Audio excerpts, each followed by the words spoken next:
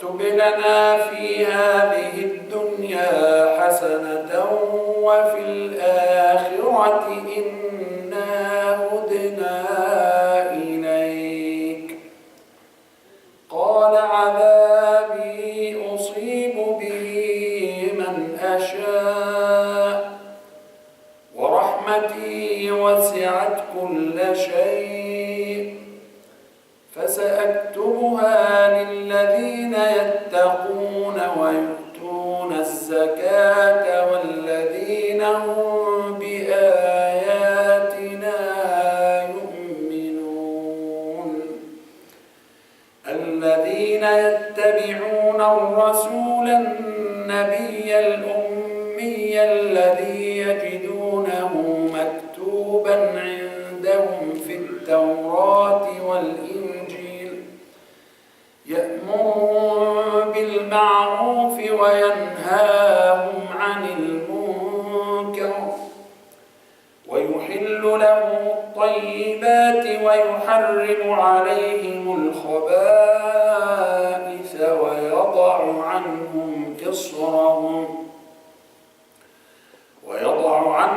إصرهم والأغلال التي كانت عليهم. فالذين آمنوا به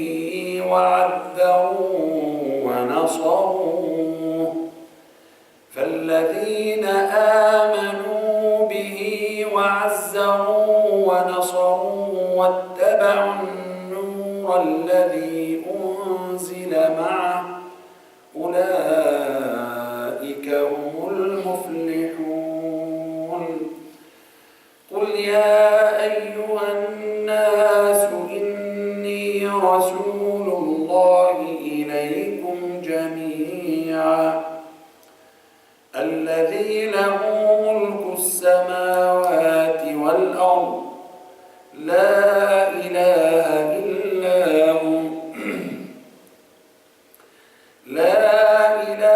إلا هو يحيي ويميت. فآمنوا بالله ورسوله النبي الأمي الذي يؤمن بالله وكلماته واتبعوه لعلكم تهتدون. ومن قوم موسى أمة يهدون بالحق وبه يعدلون.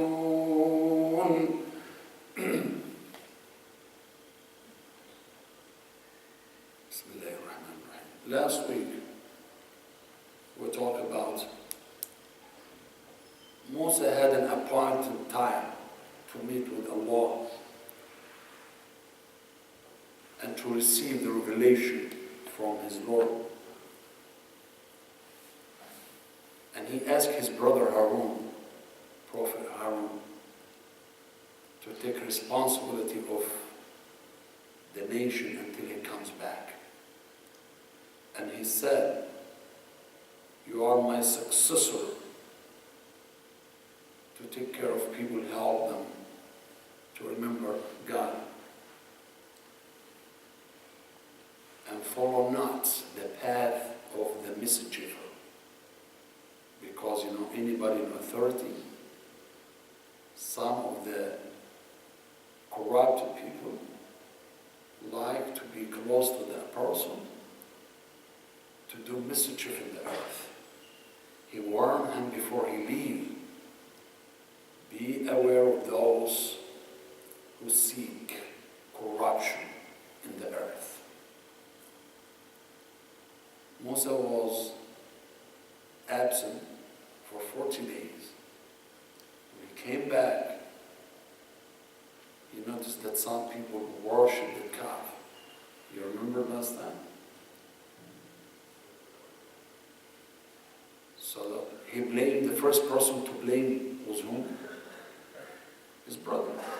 He said, why had he grabbed his brother from his back and his head?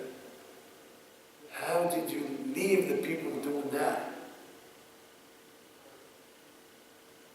How did you allow them to do so? He said, I was a weak person,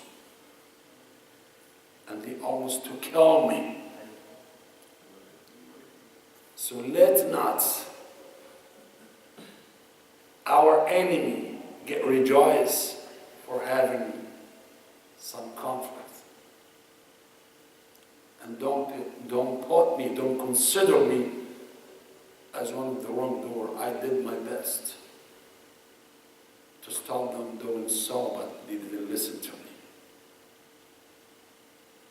So Mosa realized, Prophet Moses realized that the issue was out of his hand, out of his control. He was calm and he said, Oh Allah, forgive me and my brother's sins, and shower us with your mercy. You are the most merciful one. And Allah said, my torment is going to befall on those who associate partner with God. And God said, we destroy those who worship the calf and save Mosa and those who believe in God with them. So Mosa realized that he might be tried with the same affliction. That's why our Prophet warned us.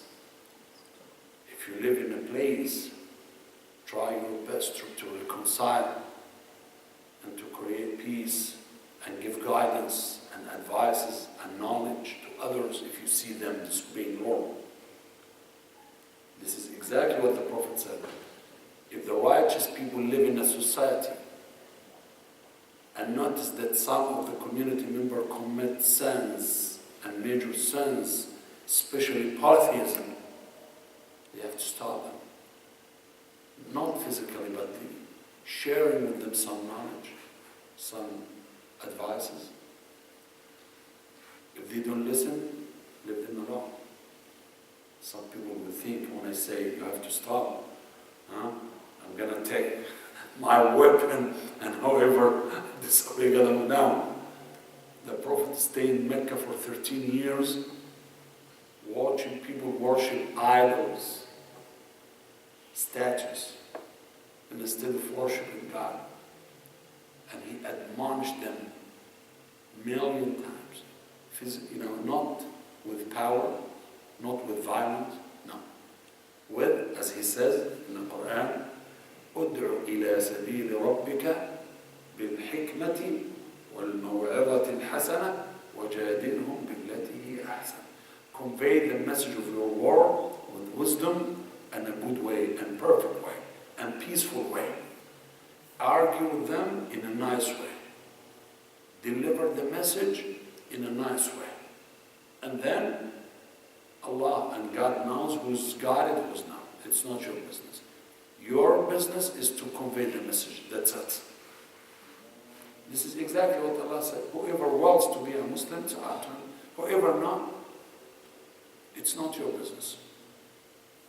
So your message, or your mission in this life, as was the mission of Moses, Jesus, Muhammad, Abraham, and all prophets, is to convey the message of God. Fear nobody but Allah. You tell the truth. Because sometimes when we see some of our family member or our friends commit a sin, I don't want to lose my friend. He's my beloved. He's my best friend. If I tell him what you're doing is forbidden, he will not be my friend anymore. Doesn't matter. It's my father. I cannot tell my father what you're doing is wrong. You have to tell him in a nice way. Better to advise him. He might doesn't know.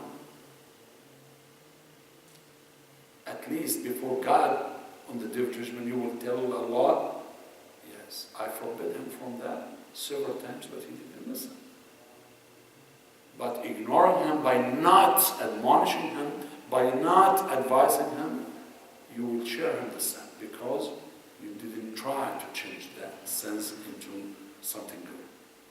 So Mosa was afraid that he would be punished with the same punishment that God afflicted the disobedience and the polytheists. Therefore he said, "Oh Allah, you are my intimate friend. You are my sponsor. You are my protector. You are my provider. Forgive my sins and shower us with your mercy. You are the most forgiver, the most merciful." And he said, "وَاكْتُبْ لَنَا فِي هَذِهِ الدُّنْيَا حَسَنًا." Oh Allah, ordain for us good in this world and in the hereafter. Ordain for us something good in this life and in the hereafter. My question, what's the good thing that you wish that God would give you in this life? Iman? Not money? Not wealth? Huh? Health? Health? Okay. What's the greatest thing that mankind wish to be given in this world? Huh? Guidance? Yes, guidance, Iman, faith. But only health is a great blessing from God. Wealth, peace, security, all of these are great. But number one, guidance. Faith. To be among those who believe in God. That's number one. Number two, it's up to you, because some people, can put health before wealth. If we can put them in order, what do you put? Health, number two, or wealth? Yeah, health.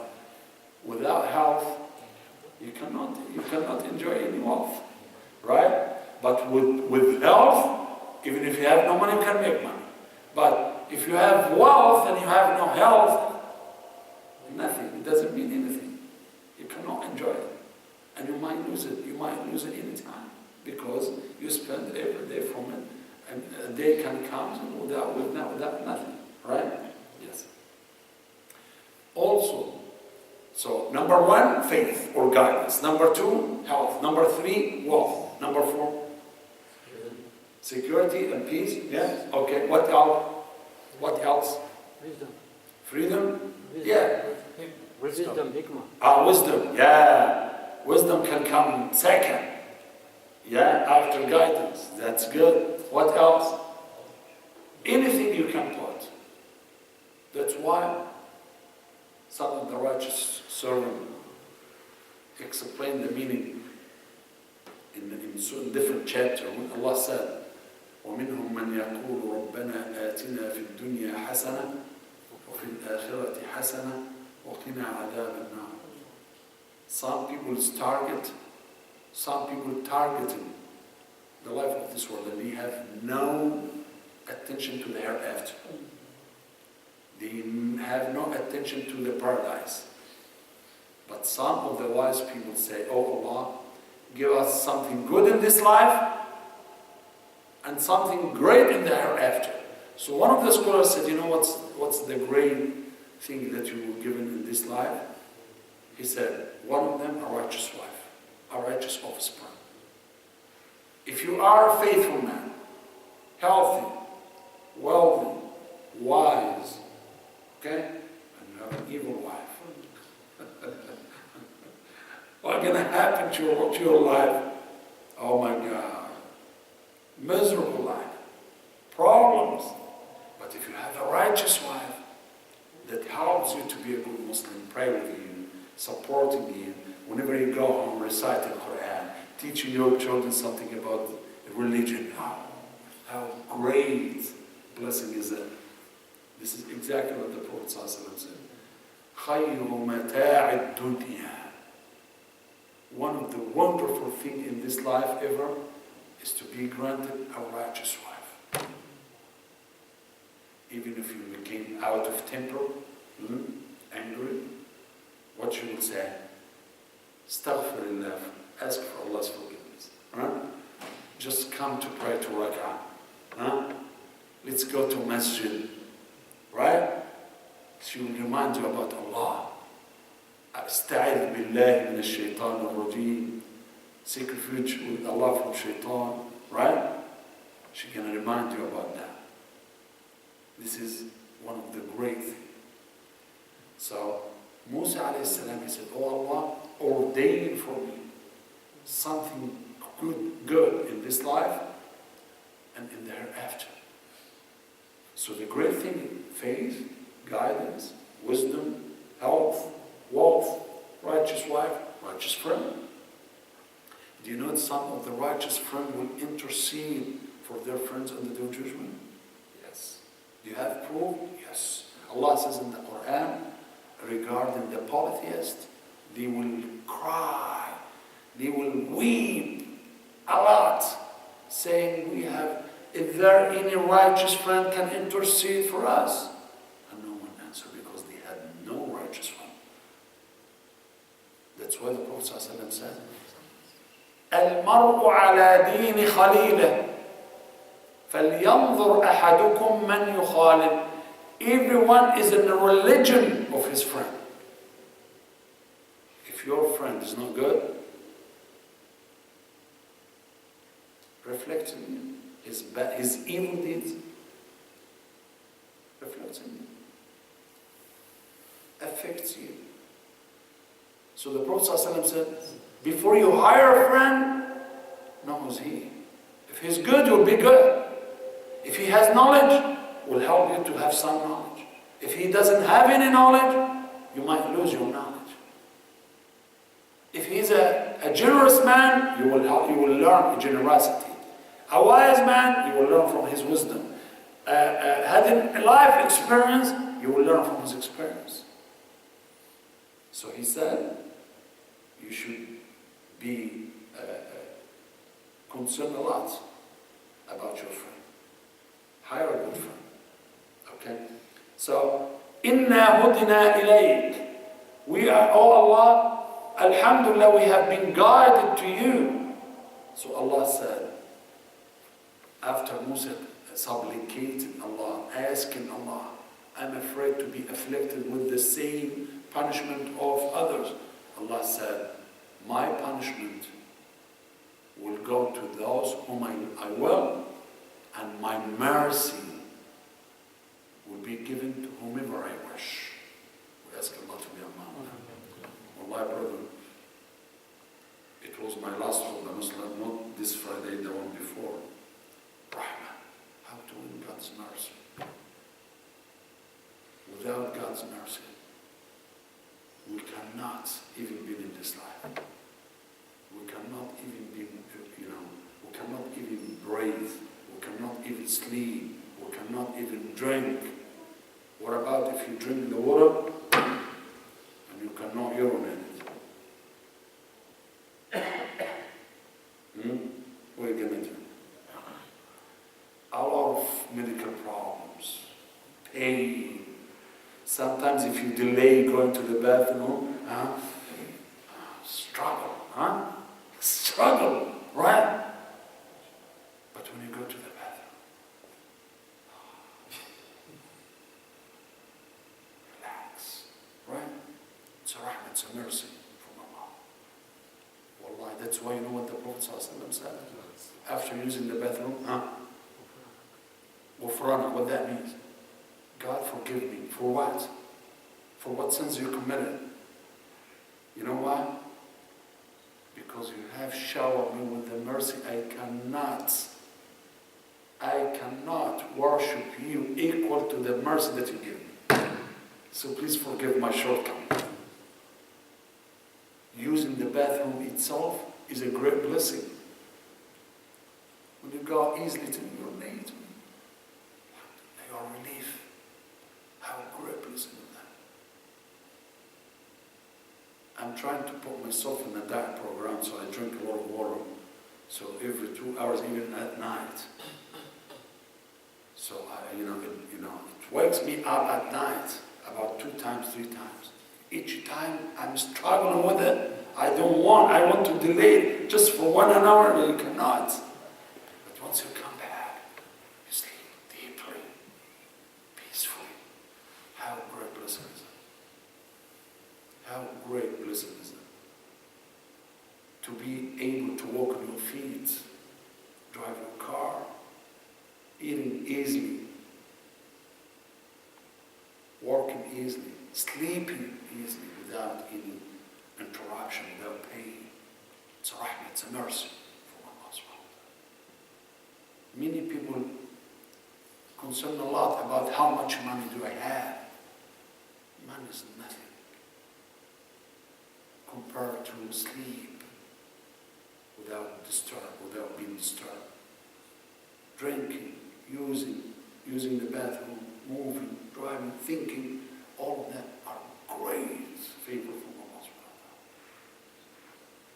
ta'ala. That's why Allah said, I will give my mercy to whomever I want. And listen, how many kinds of mercy that Allah created? 100, 100. Do you know how much of it Allah kept for Himself? 99%. One mercy, one kind of out of 100, Allah put in the earth. That's why you will see that the parents are very compassionate to their children, and the animal, withhold her food from the baby. Who taught that animal to be merciful to the baby? To the baby animal. It's a mercy that Allah subhanahu wa ta'ala put. You want to win the mercy? Listen. فَسَأَكْتُبُهَا, I will give my mercy. Listen to the condition. If you really want to win Allah's mercy in this world and in the hereafter, this is the condition. لِلَّذِينَ يَتَّقُونَ, to the pious. What's the meaning of piety? Help me, please. Because we talked about that several times. Huh? To fear Allah? Okay, what that means to fear Allah? It's a word very righteous. What does it mean to be righteous? To avoid haram, that is lawful, and to do the good. Always to be mindful of Allah. In all what you say, in all what you do, all what you eat, all what you earn, your relation with your wife, your relation with neighbors, with your relation in the street, in the mall, always being mindful of Allah. Yattaqun. You know what Umar said? I have to explain to you that physically. Umar ibn Khattab, radiallahu anhu, when they asked him about the meaning of taqwa, he said, if you walk in the street full of thorns, you know the thorns? How are we going to walk?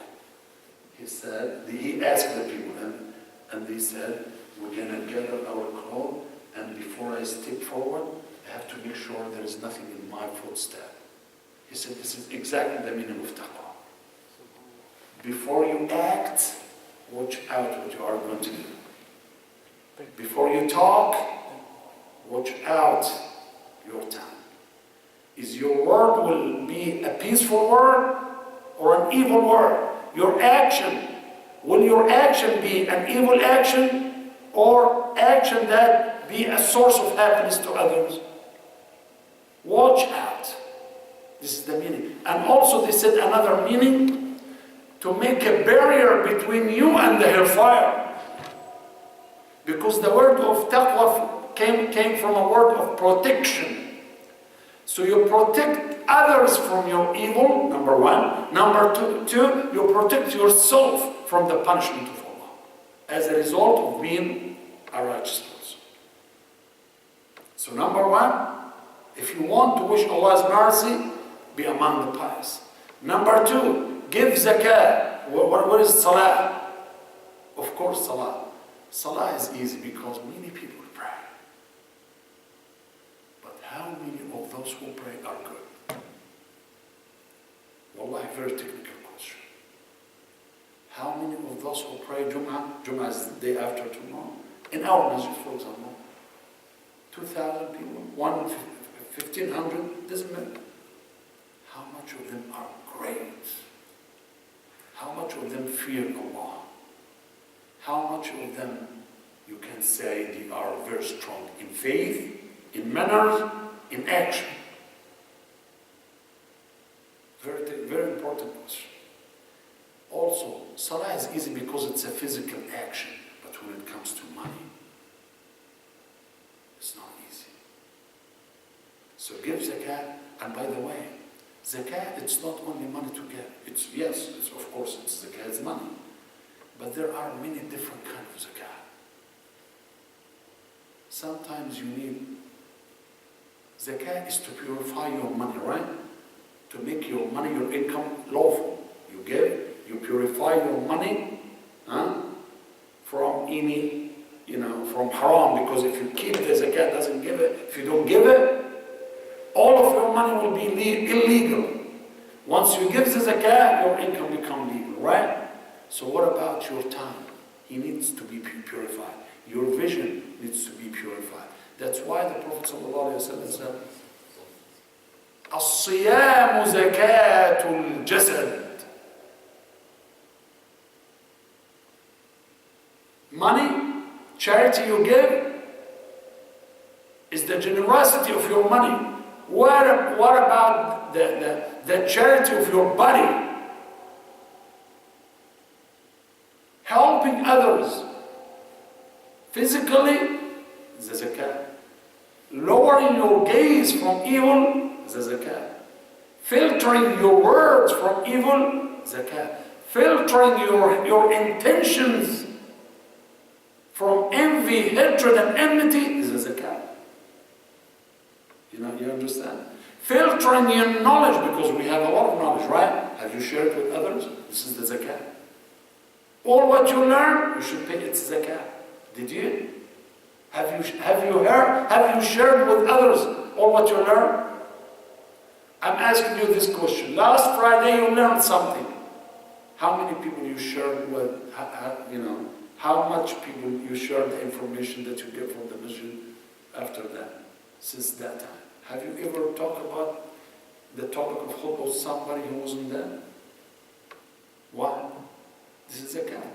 That's why Allah said, number one, to win Allah's mercy, number one, to be among the pious, number two, to be among those who give, to learn generosity in everything, not only in money, in feeling.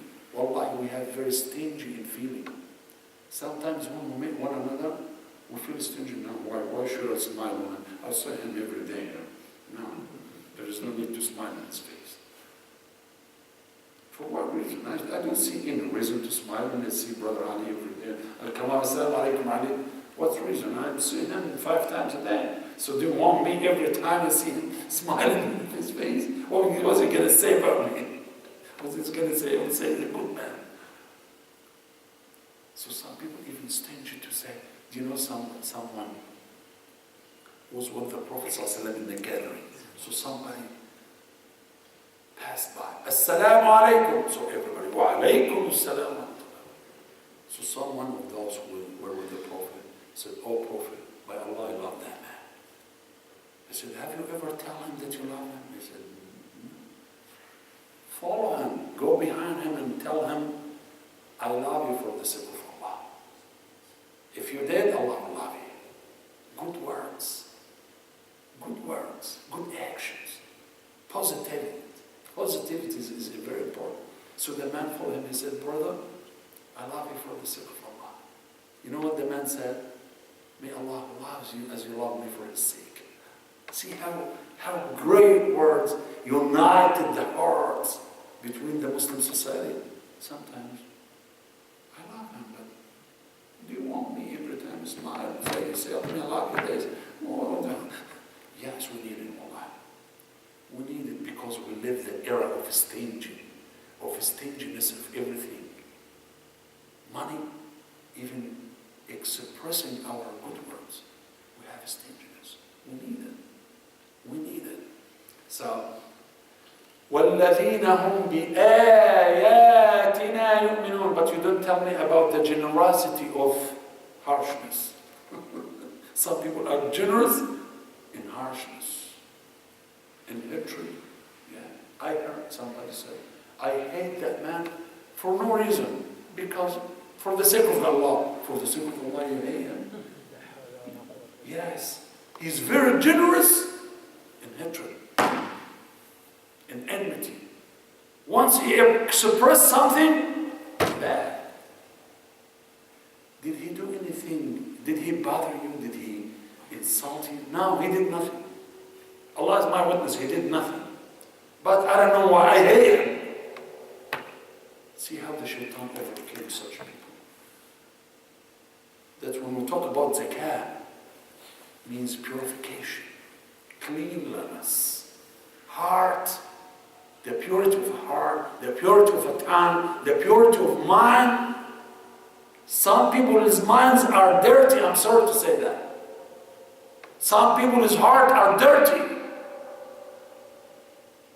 So Allah doesn't mention the word of the salah because many people pray. But not many people are pure heart. Not many people are pure tongue. Not many people are pure intention. That's why Allah talk about zakah, because zakah means purification, cleanliness, purity. Impurity is forbidden in Islam. And afterward, وَالَّذِينَ هُمْ بِآيَاتِنَا يُؤْمِنُونَ, and those who believe in all signs of Allah. Number 3, how many conditions? Number 1, piety. Number 2, generosity. Number 3, believe in all signs of Allah. What signs? Quran is a sign. Prophet is a sign. Unseen is a sign. Hereafter is a sign. Paradise is a sign. The 6 articles of faith. Allah, His angels, His messengers, His books, the hereafter, and Allah's destiny. All of them. Okay? Number 4, those who follow the path of the Prophet. Many people claim that they love the Prophet. At the same moment, they disobey him. So what love is it? What love is it? And by the way, you might find the siwak. You know what the siwak? In their pocket. Okay? The perfume, the hat, the beard. They take the image of the Prophet ﷺ, which is great. But when it comes to action, totally different. And he used the name of the Prophet. The Prophet said, the Prophet did, the Prophet so and so. Okay? Whenever you have any business experience, oh my gosh. It's not the man that I know. It's not the man that I know. I was surprised. I got shocked. Now, if you really love the Prophet ﷺ, be on his path. Have some of his morals, his mercy, his kindness, his honesty, his truthfulness. So the Prophet said, so Allah said, those, number 4 condition, the condition number 4, those who follow the path of the Prophet ﷺ, that they know about his qualities in the Bible and the Gospel, the book of Mosa and the book of Isa.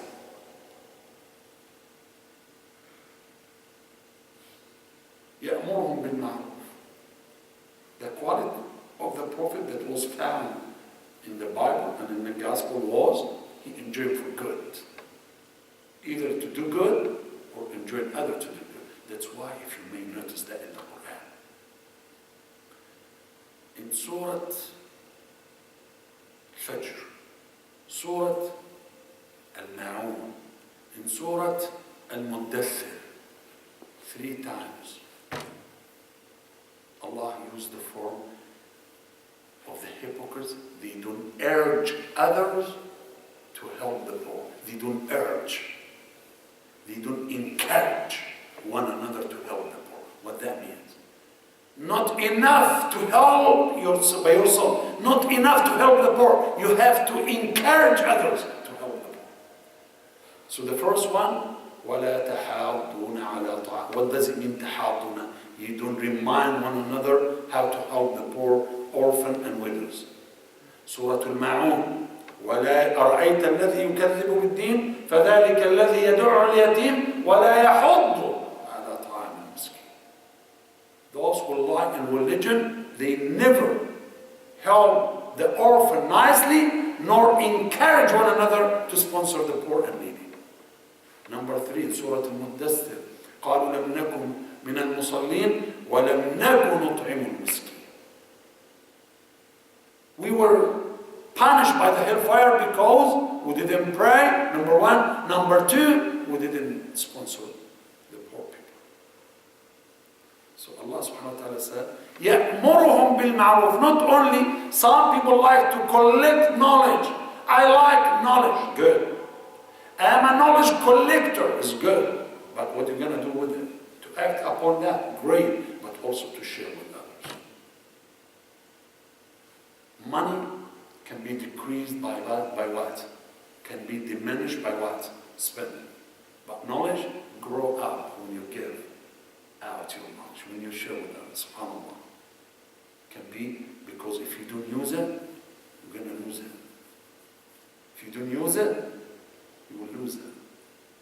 The more you use the knowledge that Allah gives you from the Quran and from the Prophet, the more it increased. العلم يزيد بالنفقة والمال ينقص بالنفقة. Wealth diminished or decreased by spending, but knowledge increased. SubhanAllah. This is what Allah promised. وَيَنْهَاهُمْ عَنِ الْمُنْكَرِ. Forbid one another from evil actions. يُحِلُّ لَهُمُ الطَّيِّبَاتِ. Made lawful for them the good things. This is the quality of the Prophet in the previous books. That's what Allah said. The qualities of the Prophet were mentioned in the previous books. So Allah said it was found in the previous book that the Prophet enjoined them for good, forbid. You remember Ja'far ibn Abi Talib? When he met with Al-Najashi, the king of Ethiopia, when they migrated the first time there, he said, would you mind to recite for me some of what was revealed in your prophet? And he recited for him some verses. Tell me about your prophet. You know what it is. You remember? We live in the pre-Islamic era, the era of ignorance, the era of transgression.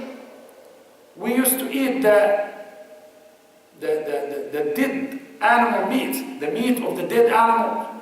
We used to transgress one another, cheat one another, do that and do that, until Allah subhanahu wa ta'ala sent the Prophet and his peace, security, justice, freedom, and equality. He said, Wallahi, all what you mentioned about him and what Prophet Jesus, Isa, was sent are the same. Abdullah ibn Salam, he believed in the Prophet sallallahu alaihi wasallam without seeing him, everything. You remember someone's name, Zayd ibn Sa'na, was a Jew rabbi. And he used to watch out from far away the Prophet, what he's doing, what he's comparing from far. So someone came from another town, he said, oh Prophet, I sponsor some non-Muslims financially, wish that Allah would guide them to Islam. But now I have no money to give them anymore. Would you please to give me some? So the Prophet had no money at that time. He asked his companion, do you know anybody had money? The man was there, the Jew rabbi. He said, yeah, I can lend you some. There's no money at that time. At that time, they used to exchange goods. If you want rice, I'm going to give you date. If you want this, I'm going to give you something by something. He said, I'm going to give you some dates, a few tons, but give me time and quality. He said, I'm going to give you the same quality at the same time. The time came and the Prophet completely forgot. And he came to the Prophet. Oh, family of Abdul Muttalib, meaning the Prophet's grandfather. You are the family. You are very corrupt. You never fulfill your promises with others. Didn't you give me your promise to pay me back my debt and then? So the Prophet's companion was so mad for what them. How did you talk to the Prophet that way? He's the Prophet. You know what the Prophet said? Sallallahu Alaihi Wasallam. Come down, brother. Sit down. Ask him to be nice. Ask him for his right nicely, and ask me to remember others' rights. And he said, "Oh, Umar, take him to the Muslim treasury house and give him full payment plus a compensation for forgetting to give him right on time." After the man received his right back, the man asked him, "Do you know who am I?" "No, really." "And Zayd ibn Sa'd." "So what? I don't know." He said, "I'm one of the Jew rabbi. I want you to be my witness and Allah before. I know all the qualities of the Prophet in the Torah, in the Bible, except one." What is that? يَسْبِقُ حِلْمُهُ غَضَبًا. His patience comes before his anger. His patience eliminates his anger. I was bad to him intentionally. I want to check his patience. I want to see how he's going to react. Now, I believe that Allah is my Lord and Muhammad is my messenger. See? So they know him. Abdullah ibn Salam, Umar asked him, "Oh Abdullah, we have recited in the Quran that the people of the book," means Christian and Jew, "know the Prophet better than they know their children and their family." He said, "More than that." "More than that? You know that our Prophet is the seal of the Prophet. More than you know your children?" I said, "By Allah, I don't know who's the father of my son, my daughter. But for sure I know the Prophet without any doubt." Without any suspicion. For 100% he's the Prophet. Abdullah ibn Salam, he was a citizen of Medina. He didn't meet the Prophet, but he was a man of knowledge. And he learned a lot about the qualities of the Prophet. And he said, "I don't convert to Islam until I give myself a minute to look at his face. Once he arrived, I walked to his house and just a few seconds to look at his face, and I realized that he's the one that I read in the Bible." I told him, "Oh Prophet, be my witness that I believe in Allah and you are the messenger of Allah." How great is he? SubhanAllah. While some Muslims abandoning the Prophet. Some people say it's a false hadith. It cannot apply at our era. It was in the old time because the desert, because the situation, because the circumstances, whatever applied at the Prophet's time cannot apply right now. And people give hundreds of excuses not to follow the Sunnah of the Prophet. And many people try to suspect meaning of what the Prophet said. يُحِلُّ لَهُمُ الطَّيِّبَاتِ, made lawful for them every good things. وَيُحَرِّمْ, made unlawful for them all evil actions. وَيَضَعُ عَنْهُمْ إِصْرَهُمْ, وَيَضَعُ عَنْهُمْ إِصْرَهُمْ. And Allah, through the Prophet, will forgive their sins. وَالْأَغْلَالِ, the Prophet ﷺ, through the Prophet ﷺ, Allah will release Muslim nation from the heavy burdens, sins, mistakes. وَالْأَغْلَالِ, you know what's أغلال? Some people in the previous nation were very strict. Islam is not the religion of extremism. This is what the Prophet ﷺ said. يَسِّرُوا وَلَا تُعَسِّرُوا. Bring glad tidings instead of creating sorrow and sadness. Bring good news. Always try to be optimistic person. Bring good news. Some people, whenever you meet with them, always bad. You know what happened? Okay. What happened? So and so committed that. Divorce is what? Oh, is that your business? So and so was fired and he lost his job. So that makes you happy. He deserved that. I warned him from so and so, and he tried to spread out the word of, of evil, the word of extreme bad news. So the Prophet ﷺ said, Bashiru. Bashir notes, Bashir. Allah said about the Prophet, Inna arsalnaka shahidan wa mubashira. The bearer of good news. So always try to be a source of happiness. Bear good news for others. Even if you know something evil, don't talk about it. Pray for that person to be guided. Pray for that person to be healed from his sickness. Pray for that person to pay off his debt. Bashir.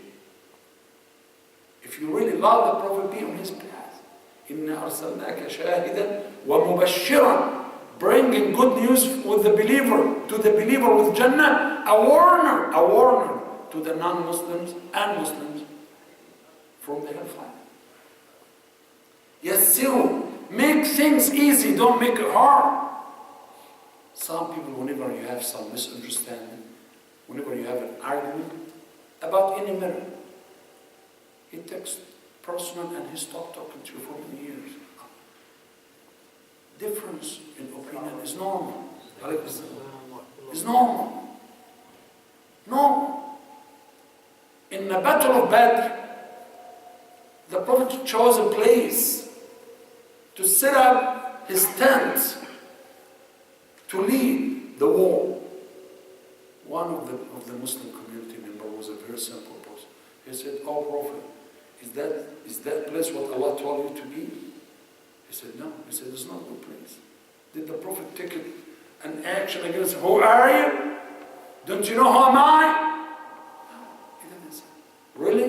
Yeah, what do you think? He said, "Move from this area to this area." And the Prophet said, "Yeah, great idea, thank you." And he moved. Why we take issues personal? As we have a war, as an enemy for one another, as you wish that, as you think that I want to distract you. Why you think evil of one another? Why we don't trust? Why we mistrust one another? Why? That's why the Prophet ﷺ said, المؤمنون يسعى بذمتهم أدناهم وهم يد على من سواهم. Muslims strive hard to serve one another, not to fight one another. Strive hard to serve one another. They are one hand, one community, one heart. وَتَطَاوَعُوا. The Prophet ﷺ be flexible. Nowadays in the salah, if you said somebody come that way, now you come. You look at him, please fill up the gap, please come. Now you come. And sometimes I want to give a class before Salah because the people looking at one another's feet and come. Oh, come on, it's not a time of argument.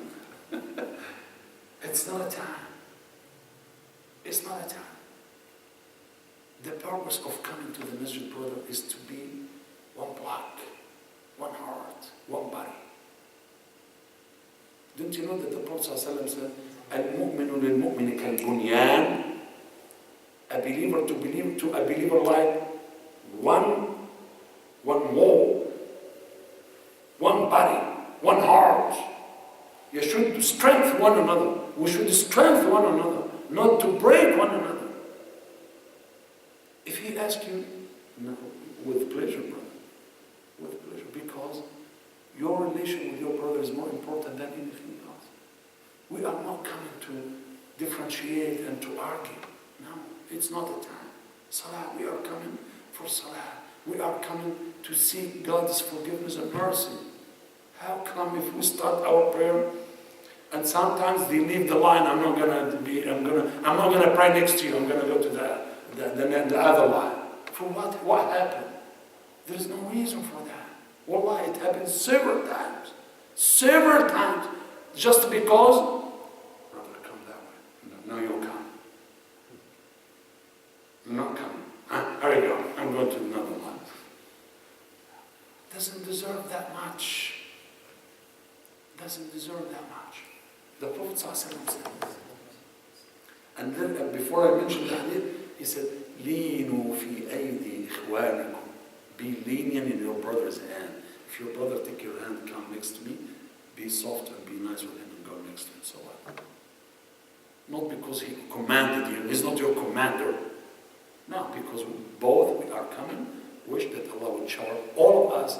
It might that Allah, wallah, if you think about it, it might that Allah will give you mercy because of your brother's dua. You don't know whose dua is going to be accepted. You don't know. So, differentiation creates problems. And it might that Allah will not accept our dua because I don't want to pray next to that man. He always when I pray next to him, he said, come next to me and come to him. No, I'm not going to. Shaitan whisper to you. Shaitan wants to disturb and to spoil your relation with your brother. Don't listen to him. Don't listen to him. Your brother is closer to you than anybody else. Don't differ among yourself as the Prophet sallallahu alaihi wasallam. So Allah said, فَالَّذِينَ آمَنُوا. As for those who believe in Allah and His Messenger sallallahu alaihi wasallam and honor the Prophet, follow his path and support his sunnah and follow the great light that Allah sent with the Prophet, which is Quran. They are the successful. They are the successful. We ask Allah to be among them. اللهم اهدنا واهد بنا واجعلنا سببا لمن اهتدى نجنا وننج بنا واجعلنا سببا لمن نجا اصلح لنا ديننا الذي هو عصمة